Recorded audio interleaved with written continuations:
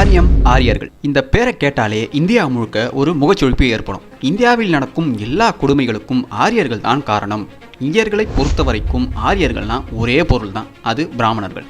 பூணூல் போட்டுண்டு இவா நாட்டையே பிளவுபடுத்துறா, நாட்டையே ரெண்டாக்குறான்னு இந்தியாவில் இருக்கிற எல்லா கட்சியும் மேடைக்கு மேடை ஆரியம் என்ற பெயரில் பிராமணர்களை ஏசியே கட்சியையும் ஆட்சியையும் கோடியான சொத்துக்களையும் வச்சு வாழ்ந்துட்டு வராங்க. இந்தியாவில் 3% பிராமணர்கள் தான் எல்லாத்தையும் ஆட்டி படைக்கிறாங்க. ஆரிய பிராமணர்கள் தான் அடித்தட்டு மக்களை வாழ விடாம பண்றாங்க. இது மாதிரியான பேச்சுக்களை நாம நிறைய கேட்டிருப்போம். இந்த வீடியோல உண்மையில் இந்த ஆரியர்கள் யார், ஆரியர்கள் எங்கிருந்து வந்தாங்க, ஆரிய இனம்னு ஒன்று இருக்கா, ஆரியர்களின் படையெடுப்பு இந்திய அரசியல்வாதிகள் சொல்வது போல நடந்துச்சா, தமிழர்களின் சங்க இலக்கியங்கள் சொல்லும் ஆரியர்கள் யார், ஐரோப்பியர்கள் சொல்லும் ஆரியர்கள் யார், ஆரியர்களின் மொழின்னு சொல்லப்படும் சமஸ்கிருதம் உண்மையாகவே ஆரியர்களுடையதா இல்லையான்னு பார்க்கலாம். எனக்கு ஏற்கனவே எல்லாம் தெரியும், நீ பொய் சொல்லுவ, அதை ஏத்துக்கவே முடியாதுன்னு உருள்ற பூசோடோஸ் கோமாளிகள் பொறுமையா வீடியோவை முழுசா பாருங்க, பார்த்துட்டு காமெண்ட் பண்ணுங்க.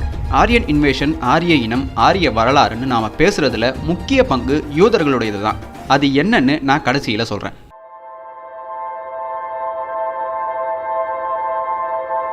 பொதுவா ஆரியர்கள் பற்றி இந்தியர்களான நமக்கு சொல்லி வந்தது, நாடோடிகளாய் ஆடுமைத்து கொண்டு வாழ்ந்து வந்த ஒரு இனம் கிமு 1500 ஆண்டுகளுக்கு முன்பு ஸ்டெபே புல்வெளியின் வழியாக சிந்துவெளி, ஹரப்பா, மொஹஞ்சதாரோ நாகரிக மக்களை அழித்தொழித்து இந்தியாவில் நுழைந்த சமஸ்கிருதம் பேசக்கூடிய வேத பிராமணர்கள் சொல்லியிருப்பாங்க. இந்த தாக்குதலில் இருந்து தப்பித்த மக்கள் தென்னிந்தியா வராங்கன்னு சொல்லியிருப்பாங்க.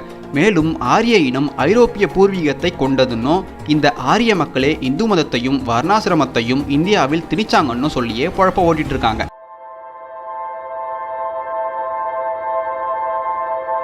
ஆரிய படையெடுப்பு கோட்பாட்டை உலகில் முதன்முறையாக எழுத்து ரீதியாக அறிமுகப்படுத்தியவர் மேக்ஸ் முல்லர். இந்த மேக்ஸ் முல்லர் ஒரு பிரிட்டிஷ்காரர்.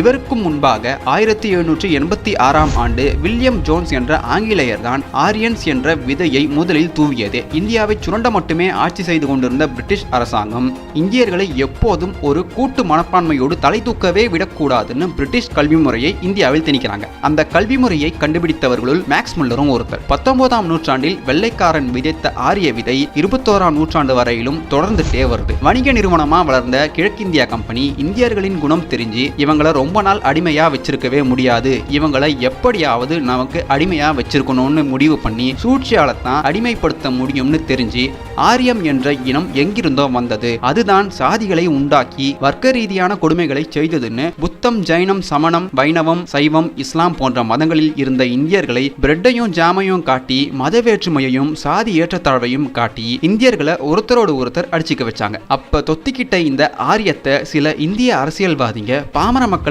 மிக எளிதா ஏமாத்தலாம்னு தெரிஞ்சு மேல் சாதி கீழ் சாதி வர்ண உருட்டெல்லாம் உருட்டி சுதந்திரத்திற்கு பின்னாடி கோடிக்கணக்கான கொள்ளைகள், ஆயிரக்கணக்கான கொலைகள்னு ஆரியத்தை ஒரு கருவியா பயன்படுத்தினவங்க இன்றைக்கும் அதையே பயன்படுத்திட்டு வரவங்கன்னு எல்லாருமே செல்வ செழிப்பா இருக்காங்க.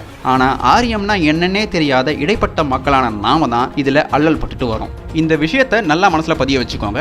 வெஸ்டர்ன்ல எது உண்மைன்னு சொல்றாங்களோ அதுதான் உண்மை, அதுதான் வரலாறு. உன் சொந்த நாட்டு முன்னோர்கள் சொன்னது, எழுதி வச்சது எல்லாமே கதைகள், பொய்கள், அறிவியலுக்கு புறம்பானவைன்னு மெக்காலே கல்வி முறை மூலமா இந்தியர்கள் மீது திணிச்சாங்க.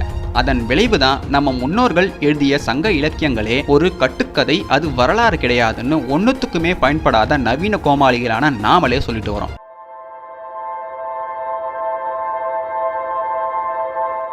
தொல்லியல் ஆதாரங்களின்படி ஆரிய படையெடுப்பு நடக்கவே இல்லை. ஆரியர்கள் என்ற ஒரு இனமும் இவர்கள் சொல்வது போல ஊடுருவல. பிராமணியத்தை, அதாவது திராவிட கோமாளிகள் சொல்லும் பார்ப்பனியத்தை இந்தியாவின் அதிகார மையமாக இருக்க வைத்ததும் அமர வைத்ததும் ஆங்கிலேயன் தான், வடநாட்டு பிராமணர்கள் கிடையாது.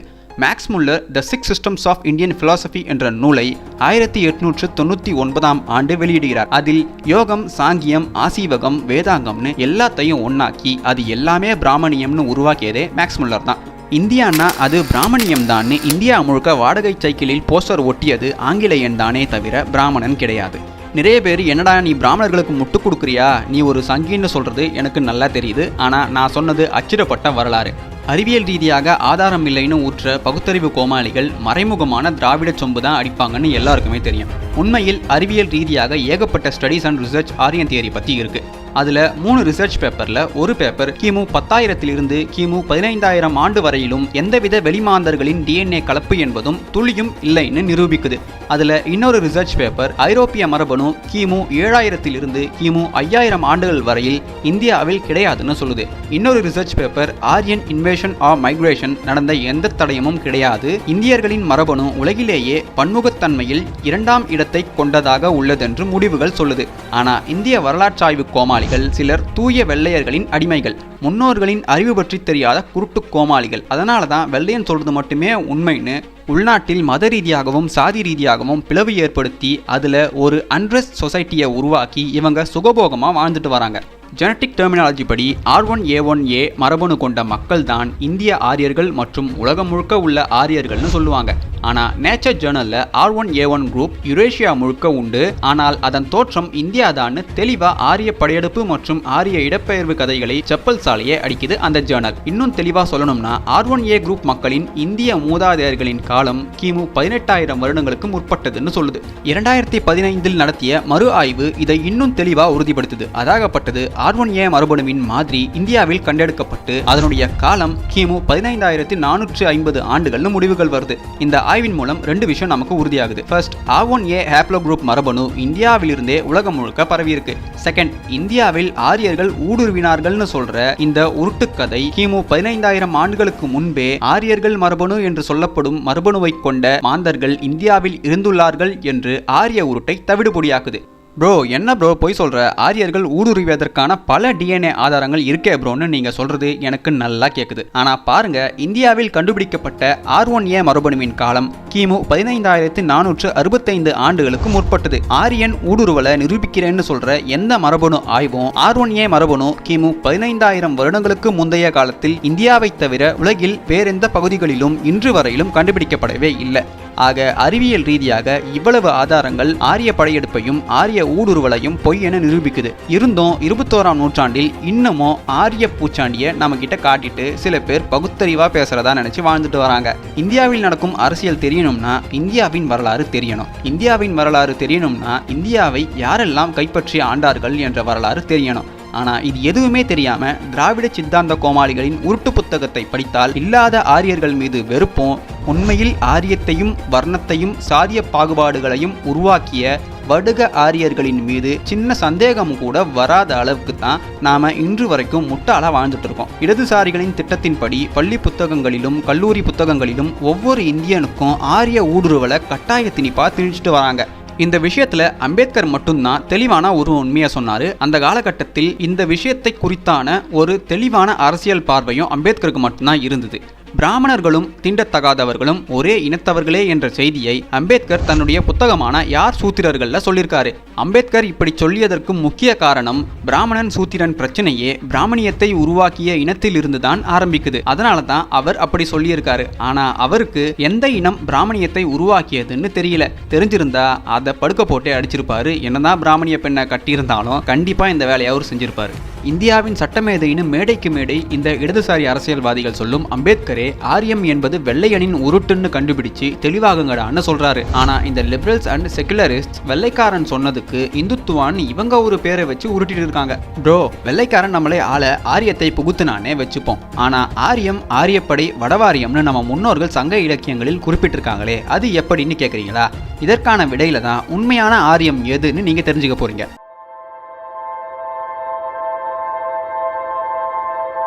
புத்த மதத்தை பிராமணியம் அழித்துத்தான் பெரிதாக வளர்ந்ததுன்னு இந்தியாவில் ஆரிய எதிர்ப்பு பேசுகிற எல்லாருமே சொல்லுவாங்க. ஆனால் இந்த பிராமணியமே புத்த மதத்தின் கள்ள குழந்தை தான். பிராமணர்கள் பார்ப்பனியம், இந்துத்துவான்னு இவங்க சொல்ற இதெல்லாம் வேதத்தை அடிப்படையாக கொண்டதுன்னு சொல்லுவாங்க. புத்தர் இறந்து பல நூறாண்டுகள் கடந்துதான் வேதங்களே உருவாகுது. அது எப்படி உருவாகுதுன்னா தமிழர்களின் நான்மறைகளை அப்படியே நான் வேதங்களாக இட்டுக்கட்டி புனைவுகளை சேர்த்து உருவாக்குறாங்க. இந்த வேதங்கள் சதவாகனர் என்ற ஆந்திர அரசர்களின் காலத்தில் தான் உருவாக்கப்பட்டது. அந்த வேதங்களை முதலில் தலைமேல் வைத்து கொண்டாடியதும் ஆந்திர அரசனே. அவனுடைய பெயர் சீமுகன். இப்ப திராவிட தற்குறிகளுக்கும் தமிழின் சொற்பொருள் தெரியாத அரைவேக்காடு தமிழர்களுக்கும் ஒரு பெரிய தலைவலி இருக்கும். அந்த தலைவலியை நான் போக்கே ஆகணும். அது என்னன்னா, அந்தனர், பார்ப்பான், ஐயர், பிராமணன். இந்த 4 சொல்லுமே இந்துத்துவா சொல்லும் பிராமணியமேன்னு பலரும் நம்பி வாழ்ந்துட்டு இருக்கீங்க. ஆனா பரிபாடல் அந்தனர், பார்ப்பான், ஐயர் இந்த 3 சொற்களும் இந்த 3 சொற்கள் குறிக்கும் பெயர்களை உடையவர்களுக்கும் வேறுபாடுகள் இருந்ததை அழகா சொல்லுது. ஆனா பிராமணர் என்ற பெயரை எந்த சங்க இலக்கியங்களும் சொல்லல. பரிபாடலில் வரும் இந்த மூவருமே, பரிபாடலில் குறிப்பிடும் இந்த 3 பெயருமே தமிழ் பெயர்கள், தமிழர்கள். மணிமேகலையில் புத்தனை குறிக்க ஒரு பாடல் வருது. அதுல ஆரியன் அமைதியும் அமைவுறக் கோட்டும்னு வரும். புத்த மதத்தில் தான் முதல் முறையா அரசர்கள், அந்தணர்கள், நெறிமுறைகளை குறிக்க அரிய என்ற சொல்லை முன்னொட்டாக போட ஆரம்பிச்சாங்க. அதுவே பின் நாட்களில் ஆரிய என்றாகி புத்தனையும் ஆரியன் என்று குறிக்க ஆரம்பிச்சாங்க. ஆனா திராவிட தற்குறிகள் புத்தம் சரணம் ராமசாமின்னு உருண்டுட்டு இருக்கானுங்க. சாதி என்ற சொல் தொல்காப்பியத்திலேயே இருக்கு. ஆனா தொல்காப்பியம் தொழில் வழி சாதிகளையே குறிப்பிட்டிருக்கு. 40க்கும் மேற்பட்ட தொழில் வழி சாதிகளை தொல்காப்பியர் குறிப்பிடுறாரு. ஆனால் வடுக படையெடுப்புக்கு பிறகு, அதாவது தெலுங்கர் படையெடுப்பிற்கு பிறகு தொழில் வழி சாதிகளை பிறப்பு வழி சாதிகளாக வடுக பிராமணர்கள் உருவாக்கிய மனுநூலில் சேர்த்துடுறாங்க. இந்தியாவின் வடக்கிலும் பிராமணன் இருந்தது கிடையாது, இந்தியாவின் தெற்கிலும் பிராமணன் இருந்தது கிடையாது. வடுக ஆரிய பிராமணர்கள் பிராமணியத்தை உருவாக்கும் முன்பு வரையில் ஆரிய பிராமணன், ஆரிய பார்ப்பான்னு இவங்க சொல்ற ஆரியத்தின் பிராமணத்தின் சொந்தக்காரர்கள் வடுகர்களே, அதாவது தெலுங்கர்கள். வடுகர்கள் தென்னிந்தியாவை அடைய கரிகாலனுக்கு முன்பிலிருந்தே பல வழியில முயற்சி பண்ணிட்டு வராங்க. ஆனா அவங்களால ஜெயிக்கவே முடியல. அதனால நன்னன் என்ற தமிழ் மன்னனை ஏமாற்றி வீழ்த்தி கடம்ப நாட்டையும் கொன்கானத்தையும் மயூர சர்மன் என்ற வடுக பிராமணன் சூழ்ச்சியால் கைப்பற்றிடுறான். இந்த வடுக பிராமணனே அகிசேத்திரம் எனும் இடத்தில் இருந்த வடுக பிராமணர்களை வனவாசியிலும் குந்தல நாட்டிலும் குடியேற வைக்கிறான். அகிசேத்திரம் நாகநாடு என்று சொல்லப்படும் ஈழத்தில் இருந்த ஒரு இடம். இப்போது அந்த பிராமணர்களை அவுக பிராமணர்கள் அல்லது ஆவுக பிராமணர்கள் கூப்பிடுறாங்க. சாதகம், அதாவது ஜோசியம் எழுத இந்த வடுக பிராமணர்கள் தமிழில் இருந்தே எழுத்துக்களை பயன்படுத்தினார்கள் 1883ஆம் ஆண்டு வெளிவந்த பம்பாய் மாகாண அரசு நூல் சொல்லுது. பாரம்பரிய தமிழ் மன்னனான நன்னனின் வேளிர் குலத்தை அழித்து நந்தனர்கள்னு வடுக பிராமணர்கள் தங்களை அழைச்சிக்க ஆரம்பிச்சாங்க. கிபி 2ஆம் நூற்றாண்டு வரையிலும், அதாவது கரிகார் பெருவளத்தான் சாகும் வரையிலும் சமஸ்கிருதம் என்ற மொழியே இருந்தது கிடையாது. அசோகனின் கல்வெட்டும் பாழி மொழியில் தான் இருக்குதே தவிர சமஸ்கிருதத்தில் கிடையாது. அப்போது வட இந்தியா முழுக்க திரிந்த தமிழையும் பாழி மொழி கலந்த தமிழையும் பேசி வந்திருக்காங்க. வட இந்தியாவில் இருந்த தமிழர்களை தென்னிந்தியாவின் தமிழர்கள் அவ்வப்போது பயணம் செய்து பார்த்துவிட்டு வருவதை மாமூலனார் நந்தன் வெறுக்கை எய்தினும் மற்றவன் என்ற பாடல் மூலம் விளக்கிச் சொல்றாரு. ஆக வட இந்தியாவில் பெரும்பாலான பகுதிகளில் தமிழர்கள் வாழ்ந்து வந்திருக்காங்கன்றது தெரியுது. அதுவும் இல்லாம புதிய அரச வம்சங்கள் தோன்றியதையும் சொல்றாரு. அகநானூற்று பாடல் 265 வடுகர்களின் இருப்பிடத்தை பற்றியும் பழக்க வழக்கங்கள் பற்றியும் மூர்க்கத்தனத்தை பற்றியும் சொல்றாரு மாமூலனார். இதே மாமூலனார் அகநானூற்று பாடல் 281 வடுக இனமான தங்கள் மோரிய இனத்தின் படை தென்னகத்துக்கு வர தடையாக இருந்த மலையை குடைந்து வழியை உண்டாக்கினார்கள் வடுகர்கள்னு சொல்றாரு. வடுகர்கள் மிகவும் கொடூரமானவர்கள் என்பதை அகநானூற்று பாடல் 375 இடையன் சேந்தன் கொற்றனார் அருமையா விளக்கியிருப்பாரு. இதுக்கப்புறம் மோரிய வடுகர்கள் தமிழ்நாட்டை தாக்க விளைஞ்சர் சென்னி அவங்கள அடிச்சு ஓட விடன்னு பல நிகழ்வுகள் நடந்தது. அதன் பின்னர் வடுகர்கள் மெல்ல மெல்ல கூலிப்படையாக மாறி தமிழர்களின் படைகளில் இடம் பிடிக்கிறாங்க. அன்னமிட்ட கைக்கே ஆப்படிச்சா மாதிரி தமிழர்களின் இந்த முடிவே காலத்துக்கும் வடுக பிராமணியத்தின் அடிமையாக இருக்க முக்கிய புள்ளியா இருந்துச்சு இந்த நிகழ்வு. காலப்போக்கில் மேற்கு வடுகர்கள் கோசர்களாகினர், அதாவது கன்னடர்களாகவும் கிழக்கு வடுகர்கள் தெலுங்கர்களாகவும் பிரிந்தனர். இரட்டப்பாடியில் வாழ்ந்த வடுகர்கள் மராத்தியர் ஆனார்கள். மூவேந்தர்களின் எல்லையை தாண்டினாலே வடுகர்கள் நிறைந்த இடமா கொஞ்சம் கொஞ்சமா வடுக அநாகரிகர்கள் வலிமை அடைய ஆரம்பிச்சாங்க. செங்கன் மாத்துவேல் நன்னன் என்ற வேளிர் மன்னன் தன்னுடைய பாழி நாட்டு கோட்டைக்கு காவலனாக மிங்கிலி என்ற வடுகனை கூலிப்படை வீரனா அமர்த்தினான். இந்த மிங்கிலியை வச்சு தமிழ் வேளிர் மன்னன் அதியனை கொன்னா செங்கன் மாத்துவேல் நன்னன். பின்னாளில் இதே மிங்கிலியின் சூழ்ச்சியால் செங்கன் மாத்துவேல் நன்னன் காட்டுக்கு விரட்டி அடிக்கப்பட்டான். இதே போல சேரர், சோழர், பாண்டியர்னு தமிழரசர்களிடம் கூலிப்படையாக வேலை பார்த்த வடுகர்கள் அவர்களுக்கு எதிராகவே திரும்பி பல போர்களையும் பல துரோகங்களையும் செய்த ஏகப்பட்ட கதைகள் உண்டு. தமிழர்களிடமிருந்து நாடுகளை கைப்பற்றிய வடுக அநாகரிகர்கள் ஆளத் தொடங்கியதும் அவர்கள் உருவாக்கியதுதான் இந்தியாவில் முதல் நிறைவேற்றுமை கொள்கை என்ற ஆரியம். கூலிப்படையாக இருந்து அரச பதவி என்ற இடம் கிடைத்ததும் வடுகர்களை தவிர வேறெந்த இனமும் இவ்வுலகில் ஆரியர்கள் கிடையாதுன்னு சொன்னதும் வடுகர்களே. தமிழர்களின் நிறம் திராவிட கோமாளிகள் சொல்வது போல கருப்பு மட்டுமே கிடையாது. கருப்பும் வெளுப்பும் கலந்தவையே தமிழரின் நிறம். தாமே உழுதுண்டு வாழ்ந்த மக்களை காராளர் என்றும், உழைச்சொல்லி அவர்களின் உழைப்பில் வாழ்ந்தோரை வெள்ளாளர் என்றும் வகைப்படுத்தி வாழ்ந்தாங்க. ஆனா இந்த வெள்ளாளரையும் காராளரையும் வடுக பிராமணியம் சூத்திரர்கள்னு வர்ண முறையில் சேர்த்துட்டாங்க. புத்தனிடமிருந்து பிறந்த பிராமணியம் வளர்ந்து விட்டதை எதிர்த்த புத்தமும் ஜைனமும் கூட வர்ணங்களை பின்பற்றியதுதான். ஆனா இதையெல்லாம் ஜெய்பீம் கோமாளிகள் பேச மாட்டாங்க. காரணம், அந்த தற்குறிகளுக்கு இந்த வரலாறு துளியும் தெரியாது. ஜைனம் 4 வர்ணங்களை மூவர்ணங்களாக்கி பிராமணர், அரசர், வணிகர்னு உருவாக்குனாங்க. ஈத்திருமிறைவர் ஆதி மூவகை குலத்து என்ற சீவக சிந்தாமணி பாடலே இதற்கு ஆதாரம். பாழி மொழியிலிருந்து பல நூல்களை மொழிபெயர்த்த பீட்டர் மேஸ்ஃபீல்ட் என்னும் ஆய்வாளர் பாழி மொழி நூல்களில் கத்தியர், பிராமணர், வேசர், சூத்தர் என்ற பெயர்களில் 4 வர்ண கோட்பாடுகள் இருப்பதையும் அதை புத்த மதம் ஏற்றுக்கொண்டதையும் சொல்றாரு. அலெக்சாண்டர் படையெடுப்பில் கைப்பற்றிய சிந்துவெளியையும் அதன் மேற்கு மற்றும் கிழக்கு நிலப்பரப்புகள் எல்லாவற்றையும் சேர்த்து கிரேக்கர்களின் இந்தியா என்றே ஒரு பகுதியை ஆள ஆரம்பிச்சாங்க.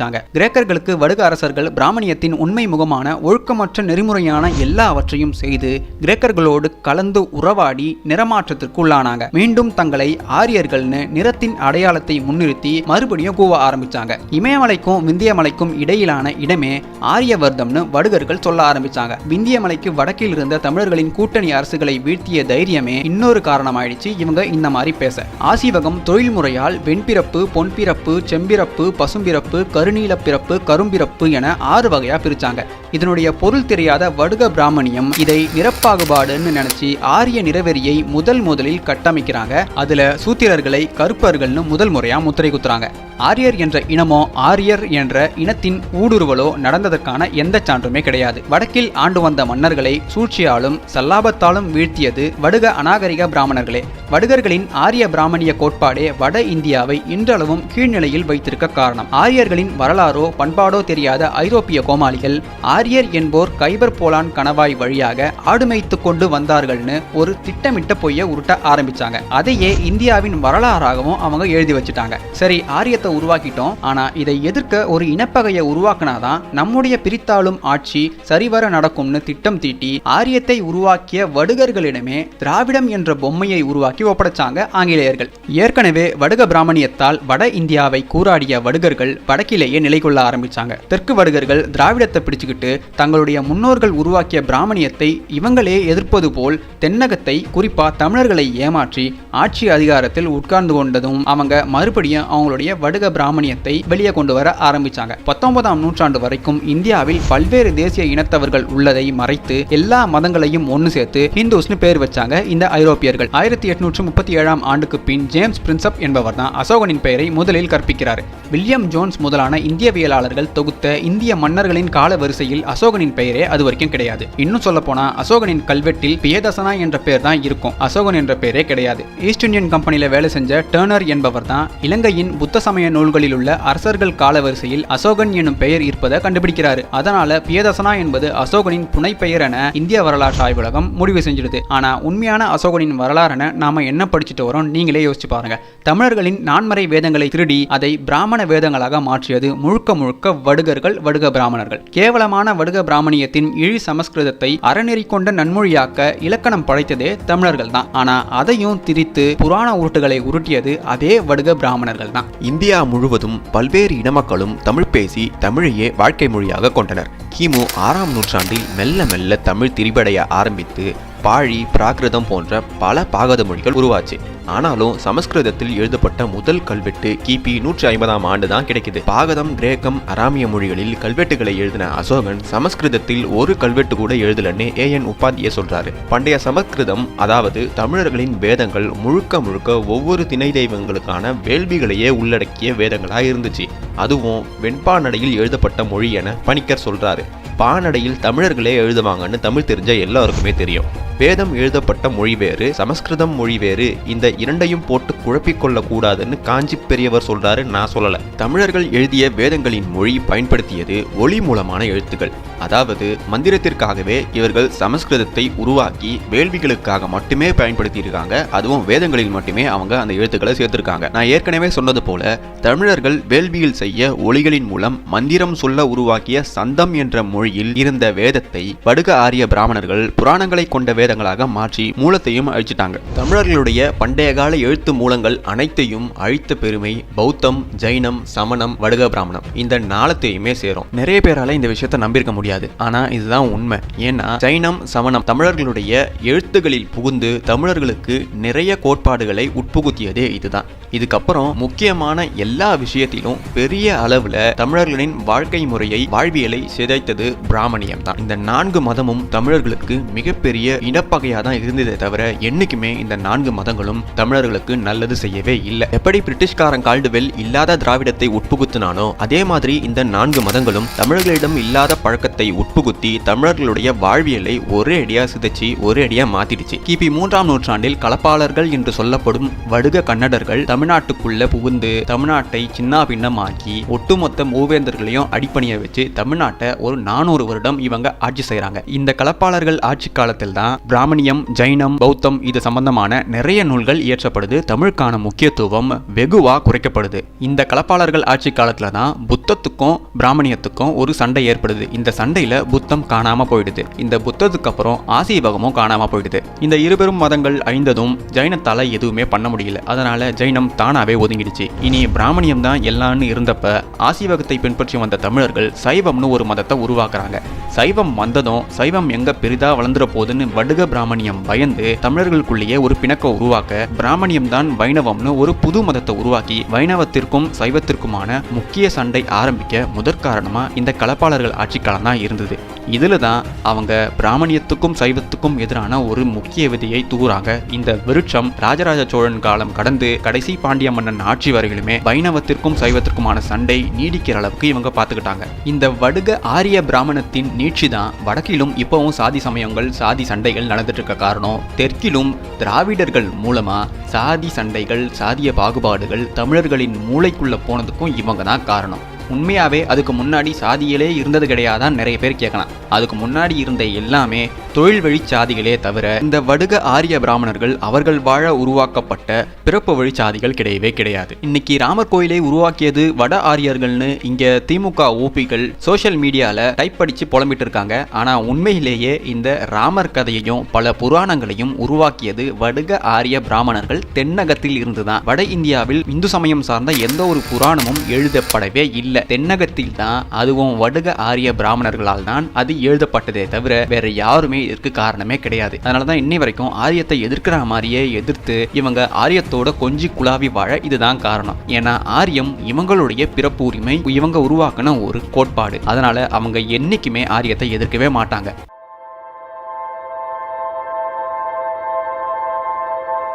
ஆரியம்னு பேசினா நாம கண்டிப்பா ஹிட்லர் பத்தி பேசியே ஆகணும். ஹிட்லர் தன்னை உயர்ந்த ஆரியர் என்றும் ஜெர்மானியர்களே உயர்ந்த ஆரிய இன மக்கள் என்றும் சொன்னதா கட்டுக்கதையை கட்டவிழ்த்து விட்டது யூதர்கள். அதற்கு காரணம் ஹிட்லர் ஆரிய இனவாதத்தை முன்மொழிந்து உலகையே பிடித்து ஆட்சி பண்ண கிளம்பிட்டான்னு இவங்க உலகம் முழுக்க ஆரியம்னா என்னன்னே தெரியாத மக்களிடம் ஆரிய இனவாதத்தின் கொடுங்கோலனாய் ஹிட்லரை காட்டி அவரையும் அவர் தூக்கி நிறுத்திய ஜெர்மனியையும் யூதர்கள் திரைமறைவிலிருந்து நட்பு நாடுகள் என்ற போர்வையில் ஓர் இனத்தையே அழித்தொழித்தாங்க. ஆனா இவங்க அந்த வேலையை செஞ்சுட்டு ஹிட்லர் மேல கொடுங்கோல இவன் இனப்படுகொலை செஞ்சான்னு அப்படியே பிளேட்டை திருப்பி போட்டுட்டாங்க. ஹிட்லர் கொடூரமானவன்னு இந்தியர்கள் நம்ப காரணம் ஏற்கனவே இந்தியாவில் யூதர்களால் வெள்ளையர்கள் மூலமாக கற்பிக்கப்பட்ட ஆரிய கோட்பாட்டின் தாக்கமே இந்தியர்கள் ஹிட்லரை கெட்டவண்ணும் வின்ஸ்டன் சர்ச்சில் அண்ட் ஜோசப் ஸ்டாலினை நல்லவண்ணும் நம்ப காரணம். ஆரிய கோட்பாட்டை உலகிற்கு ஊதி பெரிதாக்கி அதில் வாழும் இரண்டே இனம், ஒன்னு திராவிட வடுகர்கள், இரண்டாவது யூதர்கள். ஹிட்லருடைய உண்மையான வரலாறு தெரிஞ்ச பலருக்கும் நான் சொன்னது தெளிவா புரியும். ஹிட்லர் தன்னையும் தன் மக்களையும் ஆரியர்கள்னு எங்கேயுமே சொன்னது கிடையாது. அவர் எந்த மேடை பேச்சிலும் சொன்னது கிடையாது. எந்த மக்கள் முன்னிலையிலும் அவர் பேசியது கிடையாது. எந்த ஒரு புத்தகத்திலும் அவர் எழுதியது கிடையாது. இது வரலாற்று உண்மை. ஆரியர்கள் கைபர் போலான் கணவாய் வழியா வந்தாங்க, இந்தியாவையே அபகரிச்சுட்டாங்க, சமஸ்கிருத மொழியை இந்தியாவில் திணிச்சாங்கன்னு காலாகாலமா காங்கிரசிய கருமாந்தரங்களும் திராவிட தற்குறிகளும் உருட்டிட்டு வராங்க. ஆனா ஆரியர்கள் என்ற இனம் வெளியிலிருந்து இந்தியாவிற்குள் வரவே இல்லைன்னு ஆய்வு முடிவுகள் தெளிவா சொல்லுது. 1813ஆம் ஆண்டில் இந்திய ஐரோப்பிய மொழி குடும்பம்னு பேர் வச்சது ச தாமஸ் யங் என்ற ஆங்கிலேயர். சமஸ்கிருத மொழிக்கும் ஐரோப்பிய மொழிகளுக்கும் இடையே ஒற்றுமைகள் இருக்கிறது என்ற கோட்பாட்டை அடிப்படையா வச்சுதான் ஐரோப்பியர்கள் ஆரிய இனத்தவர்கள் என்றும் ஆரியம் என்றும் பேச ஆரம்பிச்சாங்க. இப்படித்தான் ஐரோப்பாவில் ஆரியம் தோன்றுச்சு. 19ஆம் நூற்றாண்டில் தீ போல ஆரிய இனவெறி பற்றிய செய்திகள் ஐரோப்பா முழுக்க பரவ ஆரம்பிச்சது. குறிப்பா ஹிட்லர் தன்னையும் தன் நாட்டு மக்களையும் ஆரியர்கள் என்றும் மனித இனத்தில் ஆரியர்களே உயர்ந்தவர்கள் என்றும் அவர் பேசுவதாக நட்பு நாடுகள் பொய் செய்தியை பரப்ப ஆரம்பிச்சாங்க. இந்த பொய்யை கேட்ட ஐரோப்பிய மக்கள் இதுதான் ஆரிய கோட்பாடுன்னு நம்ப ஆரம்பிச்சாங்க. ஆரியம் என்னும் சொல் 19ஆம் நூற்றாண்டின் இடைப்பகுதியில் மொழியையும் மரபினத்தையும் குறிக்கும் பொது சொல்லாக மாறியதுன்னு இந்தியாவின் ஒருதலை பெற்ற வரலாற்றாசிரியரான ரொமிலா தாப்பாரே சொல்லியிருக்காங்க. ஒரு மொழி குடும்பத்திற்காக மொழியியலில் தோற்றுவிக்கப்பட்ட ஆரியன் என்னும் சொல்லை ஒரு தனி மரபினத்தை குறிக்கின்ற சொல்லாக மாற்றியது மிகப்பெரிய தவறுன்னு மிக்கல் நெஸ்ட்ரூக் என்பவர் சொல்லியிருக்காரு. ஐரோப்பாவில் ஆரியம் என்ற சொல்லை முழுக்க முழுக்க ஜெர்மன் மக்கள் மீது வெறுப்புணர்ச்சியை தூண்டவே இவங்க பயன்படுத்தியிருக்காங்க. அந்த வெறுப்புணர்வை அப்படியே இந்தியாவின் பிராமணர்கள் மீதும் இவங்க தெளிச்சு விட்டுருக்காங்க. தமிழர்கள் கூறிய ஆரியர்கள் முழுக்க முழுக்க வடுகர்கள் தானே தவிர கைபர் போலான் வழியாக வந்த யாருமே கிடையாது. 1849 1874 ஆண்டுகளுக்கு இடைப்பட்ட காலத்தில் ரிக்வேதத்தை ஆங்கிலத்தில் மொழிபெயர்த்த மேக்ஸ் முல்லர் இந்த ரிக்வேதம் தான் உலகின் மிகவும் தொன்மையான இலக்கியம்னு ஒரு அரைவேக்காட்டுத்தனமான உருட்டி விட்டாரு. அதுவும் இல்லாம வேதங்கள் சமஸ்கிருதத்தில் தான் எழுதப்பட்டதுன்னு எந்தவித அடிப்படை ஆதாரமும் ஆராய்ச்சியும் இல்லாம இன்னொரு கதையை அவர் உருட்டி விட்டாரு. அதையும் இந்த தற்குறி இந்தியர்களும் தமிழர்களும் நம்ப ஆரம்பிச்சாங்க. ஏன்னா வெள்ளைக்காரன் எது சொன்னாலும் அதை நம்பிட்டு சுத்துற மூளைகெட்ட முண்டங்களாவே நாம வாழ்ந்து வந்துட்டோம். அதனாலேயே எதையுமே ஆராயாம ஐரோப்பியன் எது சொன்னாலும் உண்மைன்னு நாம ஏத்துக்க பழகிட்டோம். ஆரியர்கள் என்ற இனம் நடு ஆசியாவில் இருந்ததென்றும் அங்கு அவர்கள் பேசியது கிரேக்கமா சமஸ்கிருதமா என்று சொல்ல முடியாத அளவுக்கு ஒரு மொழியை பேசியதாகவும் இதுவே பின்னாட்களில் இந்திய ஐரோப்பிய மொழியாக மாறியதென்றும் மேக்ஸ் முல்லர் அவருடைய கற்பனை கதையை சொல்லியிருக்காரு. இதே மேக்ஸ் முல்லர் நடு ஆசியாவிலிருந்து 2 கிளைகளாக ஆரியர்கள் இடம்பெயர்ந்தாங்க. அதில் ஒரு குழு ஐரோப்பாவுக்கும் இன்னொன்று ஈரானை நோக்கியும் அதிலிருந்தும் பாதி பேர் இந்தியாவை நோக்கியும் வந்ததாக சொல்றாரு. ஐரோப்பாவுக்கு போன ஆரியர்கள் போர்க்குணம் கொண்டவர்களாகவும் ஒரு தேசத்தையே உருவாக்கும் திறமையையும் கொண்டிருந்தாங்கன்னு சொல்றாரு. ஆனா ஈரானுக்கும் இந்தியாவுக்கும் வந்த ஆரியர்கள் போர்க்குணம் இல்லாத சமயம் மெய்யியல் போன்ற கோட்பாடுகளில் மட்டும் அறிவுள்ளவர்களாக இருந்தார்கள். இதன்படி இந்தியாவுக்கு வந்த ஆரியர்கள் மேனியின் நிறத்தை வைத்து சாதியை உருவாக்கினார்கள் என்றும் அதன்படி பிராமணர்களும் ஆரியர் வழி வந்தவர்கள்னோ பிராமணர் அல்லாதவர்கள் கீழ்ச்சாதியினர் என்றும் வகுக்கப்பட்டதாக மேக்ஸ் முல்லர் சொல்றாரு. ஆனா தியோசாபிக்கல் சொசைட்டியை உருவாக்கிய நபர்களில் ஒருவரான கர்னல் ஆல்காட் ஆரியர்கள் இந்திய துணைக்கண்டத்துக்கு அப்பால் இருந்து வரவே இல்லை, அவர்கள் இந்தியாவிலேயே தோன்றி ஐரோப்பா ஆப்பிரிக்கா என்று உலகம் முழுக்க பரவினார்கள்னு அவர் திட்டவட்டமா சொல்றாரு. வெள்ளையர்களால் பிளவுபடுத்தப்பட்ட இந்தியர்கள் ஆரிய கோட்பாட்டை முழுசா நம்ப ஆரம்பிச்சாங்க. குறிப்பா RSS என்ற அமைப்பு 1925 ஆண்டு தோற்றுவிக்கப்பட்டு இந்துக்கள் ஆரியர்கள் என்ற பொய்யை இவங்க மிக ஆழமா நம்ப ஆரம்பிச்சாங்க. 1920 ஆண்டு ஹரப்பா மொஹஞ்சதாரோ அகழாய்வின் முடிவு சுமார் 1500 ஆண்டுகளுக்கு முன்னர் ஆரியர்கள் ஆடு மேய்த்து கொண்டு இந்தியாவிற்குள் நுழைந்தார்கள் என்ற கோட்பாட்டை சிந்து சமவெளி நாகரிகத்தின் காலம் குப்பையில் போட்டதும் மறுபடியும் புது விளக்கம் தர RSS நிர்பந்தப்படுத்துறாங்க ஆங்கிலேயர்கள். இதனால ரிக்வேதம் 4500 ஆண்டுகளுக்கு முந்தையதுன்னு கதவிட்டாங்க. ஆரியம் திராவிடம் இந்த 2 கோட்பாட்டையும் உருவாக்கியது ஒரே இனம்னு இன்னை வரைக்கும் இந்தியாவில் இருக்கும் வெகு சிலருக்கு மட்டுமே தெரியும். அப்படின்னா கைபர் போலான் வழியா வந்த ஆரியர்கள் என்ன மொழி பேசினாங்கன்னு கேட்டா புரோட்டோ இண்டோ யூரோப்பியன் மொழி தான் பேசியதாக சொல்றாங்க. அப்படி இருந்தா முழுமையடையாத முந்தைய சமஸ்கிருதமாகத்தான் அது இருந்திருக்கணும். அப்படி இருக்கும்போது வேதங்களை எப்படி அவங்க இந்தியாவுக்கு வந்ததும் எழுதியிருக்க முடியும், அதுவும் முழுமையடையாத ஒரு மொழியின் மூலமா? இப்ப சமஸ்கிருதம்னு நாம சொல்லிட்டு வர மொழி கிபி 2ஆம் நூற்றாண்டுக்கு முன்பு வரை இருந்ததே கிடையாதுன்னு ஆய்வு முடிவுகள் தெளிவா சொல்லுது. இன்னைக்கு நாம பார்க்குற பிராமணர்கள் பேசுற சமஸ்கிருதத்தை தமிழர்கள் உருவாக்கல. தமிழர்கள் உருவாக்கிய சமஸ்கிருத மொழியின் பயன்பாடே வேறு. பாணினியின் அசுடாத்தியாயி என்ற இலக்கண நூல் அவருக்கு முன்னாடி இருந்த பல சமஸ்கிருத இலக்கண நூல்களை பற்றிய குறிப்புகளை தருது. அதுல ஐந்திரம் என்ற இலக்கண நூலே முதலாவது நூல். பாணினிக்கு முன்பிருந்த சமஸ்கிருத இலக்கண நூல்கள் ஏதேதுன்னு பார்க்கலாம். ஐந்திரம், சாக்காயனம், ஆப்பிசலி, சாக்கல்யம், காசகிருஷ்ணம், கார்கியம், காலபம், காசியபம், சௌகம், ஸ்போடாயனம், சாகாரவர்மனம், குணரவாடவம், பரத்வாசம், சாகடாயனம் என்ற இந்த நூல்கள் தான். ஐந்திரம் என்ற மறைந்த தமிழ் இலக்கணத்திலிருந்து பிறந்த மொழியே சமஸ்கிருதம். இந்திய அறிவாளிகளின் கூற்றுப்படி சமஸ்கிருதம் பேச்சு வழக்கிலேயே இல்லாம செத்துப்போன மொழின்னு சொல்லிட்டு கிமு 1500 ஆண்டுகளுக்கு முன் ஆரியர்கள் இந்தியர்கள் மீது அந்த மொழியை திணித்தார்கள்னு சொல்லும்போது உங்களுக்கே சிரிப்பு வருதா இல்லையா? செத்துப்போன மொழியை எப்படிதான் இன்னொருத்த மேல திணிக்க முடியும்? அதுக்கு இன்னொரு விளக்கம் சொல்லுவாங்க. அதாவது ஆரம்பத்தில் அவங்க சமஸ்கிருதம் பேசிட்டு இருந்தாங்க, அப்ப திணிச்சாங்கன்னு. உண்மையாவே சொல்ல போனா கைபர் போலான் வழியா வந்தவங்கன்னு இவங்க சொல்லிட்டு இருக்காங்க. அப்படி வந்தவங்க என்ன மொழி பேசினாங்கன்னு இன்னை வரைக்கும் எந்த ஆராய்ச்சியாளர்களுக்குமே தெரியாது. அப்படி தெரியாமலேயே அவங்க சமஸ்கிருதம் தான் திணிச்சாங்கன்னு ஒரு கற்பனை கதையை இவங்க அடிச்சு விட்டுட்டு இருக்காங்க. அதுவே இந்திய அரசியலில் ஒரு முக்கிய பேச்சா முக்கிய அங்கமா இன்னை வரைக்கும் இருந்துட்டு வருது. பாகத மொழியே முதலில் பேச்சு வழக்கில் வட்டார மொழியாக தான் இருந்துச்சு. அந்த மொழிக்கு முதலில் வரி வடிவம் தந்ததே அசோகன் தான். இந்தியா முழுக்க பேசப்பட்டு வந்த தமிழ் மொழி வட இந்தியாவில் கிமு 6ஆம் நூற்றாண்டு அளவில் மெல்ல மெல்ல திரிபடைய ஆரம்பிக்குது. அதுக்கப்புறம் தான் பாகத மொழிகள் வட இந்தியாவில் தோன்றுது. கிமு 3ஆம் நூற்றாண்டில் அசோகன் வெட்டிய கல்வெட்டுகளில் முழுமையடையாத சமஸ்கிருத மொழி இருப்பதை ஆய்வாளர்கள் சுட்டிக்காட்டுறாங்க. முழுமையடைந்த சமஸ்கிருத மொழியில் வெட்டப்பட்ட முதல் கல்வெட்டு கிபி 150ஆம் ஆண்டு தான் அது உருவாக்கப்படுது. பாகதம், கிரேக்கம், அராமியம் போன்ற மொழிகளில் கல்வெட்டுகளை செதுக்கிய அசோகன் சமஸ்கிருதத்தில் ஒரு கல்வெட்டையும் அவன் உருவாக்கவே இல்லை. காரணம், அசோகனின் காலத்தில் சமஸ்கிருதம் என்ற மொழி தோன்றியிருக்கவே இல்லை. சமஸ்கிருதத்தில் கல்வெட்டுகளை எழுதும் பழக்கம் கிபி 5ஆம் நூற்றாண்டிற்கு பிறகுதான் அதிகமாகுது. அதுவரையிலும் தமிழகத்தை தவிர்த்து பிற மாநிலங்களில் பாகத மொழியில் தான் கல்வெட்டுகள் செதுக்கப்பட்டிருக்கு. சதவாகனர்கள் பிராமணியத்தை போற்றி வாழ்ந்தாலும் அவங்களுமே எந்த இடத்திலும் சமஸ்கிருதத்தை பயன்படுத்தவே இல்லை. மாறாக பாகத மொழியையே பயன்படுத்தி வந்திருக்காங்க. ஒரே ஒரு மன்னனை தவிர அவனுமே அதிக அளவில் பாகத மொழியை தான் பயன்படுத்தியிருக்கான். குறைவான அளவில் சமஸ்கிருதத்தை பயன்படுத்தியிருக்கான். தமிழ் மொழியும் சமஸ்கிருதமும் சேர்ந்து உருவாக்கப்பட்ட கல்வெட்டுகள் கிபி 7ஆம் நூற்றாண்டிற்கு பின், அதாவது பல்லவர் காலத்திற்கு பின் தான் பரவ ஆரம்பிக்குது. நல்லா கவனிங்க, குப்த பேரரசின் காலத்தில் தான் கீதை உருவாகுது. அதே மாதிரி பண்டை சமஸ்கிருதம், அதாவது தமிழர்களுடைய சமஸ்கிருதம் வேத மொழிகளிலிருந்து வேறுபடுவதையும் அந்த சமஸ்கிருதம் இயல்பான பேச்சு நடையிலும் பாநடையிலும் உருவாக்கப்பட்டிருக்குன்னு சமஸ்கிருதத்தை ஆராய்ச்சி பண்ணவங்க குறிப்பிடுறாங்க. சமஸ்கிருதம் தான் மூல மொழின்னு சொல்ற காஞ்சி பெரியவரே வேதங்களில் தமிழுக்கே உரிய சிறப்பெழுத்தான ரகரம் இருப்பதை அவரே சுட்டிக்காட்டுறாரு. சமஸ்கிருதத்தில் உள்ள லா எழுத்தை ஒழிக்கும் போது ரா என்றும், டா எழுத்தை ஒழிக்கும் போதும் ரா என்றும் உச்சரிக்கணும்னு காஞ்சி பெரியவரே சொல்றாரு. வேத மொழியான சந்தச மொழியில் ரகரம் எப்படி வருதுன்னு கேட்டா அதுக்கு வேதத்திலிருந்து தான் ரகரம் வருதுன்னு அவர் சொல்றாரு. ஆனா ரா தமிழ் மொழியின் சிறப்பெழுத்து என்பதை அவர் மறந்துட்டாரு.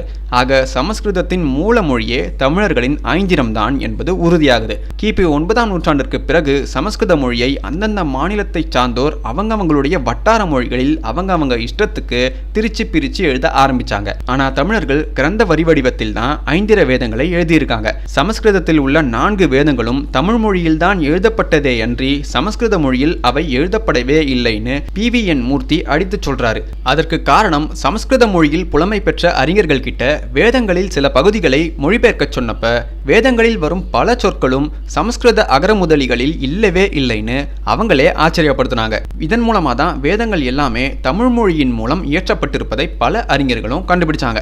வேதங்களுடைய மூலம் தமிழ் நான்மறையே. நான்மறைன்னா மூலமறைன்னு பொருள். இது தெரியாத சிலர் நான்மறை என்பது 4 மறைகள்னு நினைச்சு தமிழ் நான்மறையை 4ஆ பிரிச்சாங்க. பௌழிகம், தைத்திரியம், தலவகாரம், சாமம் என்ற 4 தான் அது. இந்த பெயர்கள் கிபி 9ஆம் நூற்றாண்டு வரைக்கும் புழக்கத்தில் இருந்துச்சு. அதையே இருக்கு, யசூர், சாமம், அதர்வனம்னு சமஸ்கிருதத்துக்கு மாத்திட்டாங்க கிபி 9ஆம் நூற்றாண்டுக்கு பிறகு. இதை திருமங்கையாழ்வாரின் பாடல்கள் உறுதி செய்யுது. இதையே பிங்கள நிகண்டு பாடல்களும் உறுதி செய்யுது. ஆக தமிழர்கள் உருவாக்கிய சமஸ்கிருதத்தை, அதாவது சந்த ஓசையில் பாநடையில் உருவாக்கிய சமஸ்கிருதத்தை இட்டுக்கட்டி திரித்து இப்போதிருக்கும் சமஸ்கிருதம் போல உருவாக்கியது வடுகர்களே. ஆக ஆரியர்கள் என்பது வடுகர்களே. இந்தியாவில் வர்ண கோட்பாட்டையும் சாதிய பாகுபாடுகளையும் உருவாக்கியதும் வடுகர்களே. ஆரியர்கள் என்று தங்களை கூறிக்கொண்டதும் வடுகர்களே. தமிழர்கள் ஓசை நடையில் உருவாக்கிய சமஸ்கிருதத்தை அழித்து அதை வேறு விதமான சமஸ்கிருதமாக உருவாக்கியதும் வடுகர்களே.